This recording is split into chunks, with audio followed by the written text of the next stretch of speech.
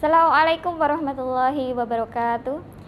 Semangat pagi siswa-siswi kebanggaan Indonesia. Bersua lagi dengan saya dalam video pembelajaran Bahasa Indonesia kelas 12.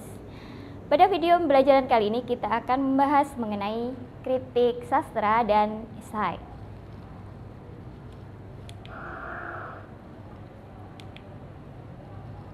Kita mulai dari pengertian kritik sastra dulu ya.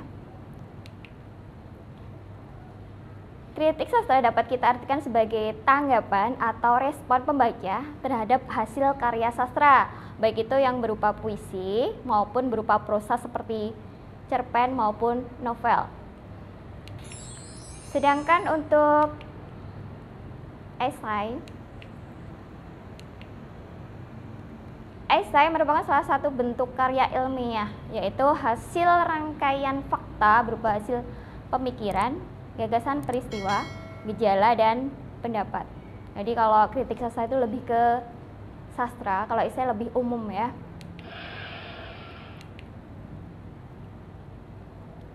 Dari strukturnya untuk kritik sastra dan esai sama ya. Ada 3 bagian. Yang pertama yaitu pernyataan pendapat. Pada bagian pernyataan pendapat, gagasan ditulis dalam paragraf pendahuluan di mana di dalamnya memberikan gambaran tentang gagasan atau pembahasan yang akan ditulis pada bagian isi.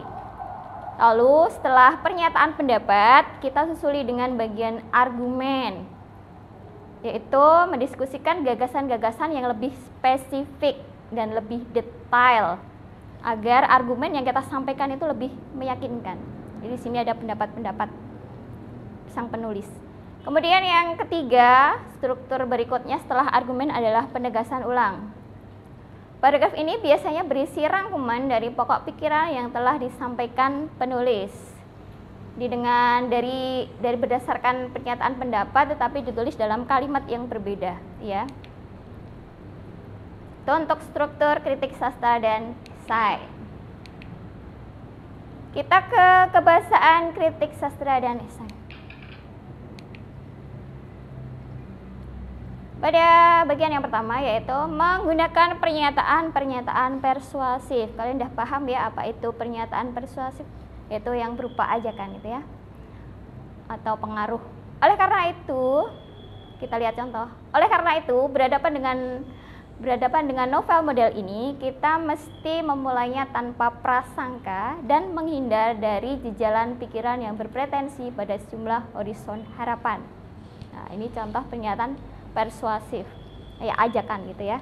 Kemudian yang kedua, menggunakan pernyataan yang menyatakan fakta untuk mendukung atau membuktikan kebenaran argumentasi penulis. Disampaikan fakta-faktanya untuk mendukung apa yang disampaikan oleh penulis. Yang ketiga, menggunakan pernyataan atau ungkapan yang bersifat menilai atau mengomentari.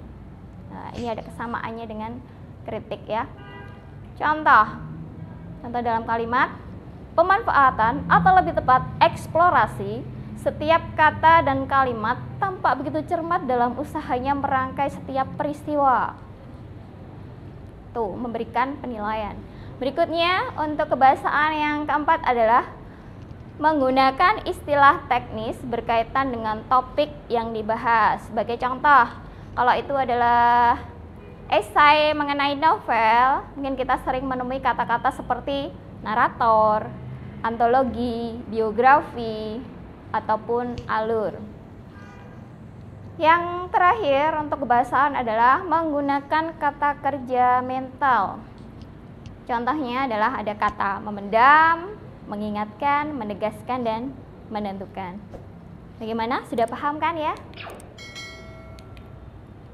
Baiklah, demikian tadi video pembelajaran tentang kritik sastra dan esai. Terima kasih atas perhatian kalian. Tetap semangat. Wassalamualaikum warahmatullahi wabarakatuh.